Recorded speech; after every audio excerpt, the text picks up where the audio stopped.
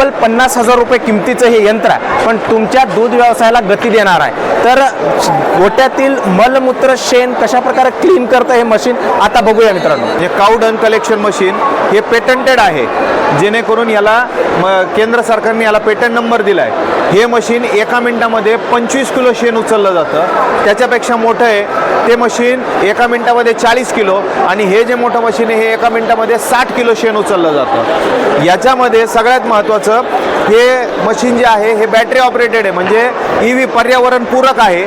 याच्यामध्ये 80% तुमची बचत होते, श्रमाची बचत होते।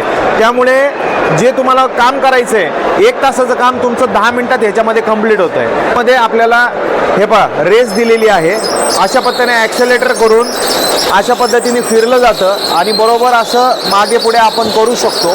मागे पुढे करून या टोपल्यामध्ये पूर्ण शेण पडतं, या टोपल्यामधलं शेण पडून टोपलं भरल्यानंतर ही जी ट्रॉली आहे या ट्रॉलीनी टोपलं उचलून ते आपण यामध्ये शेणाच्या तेथीने घेऊन जाऊन आपण टाकू शकतो।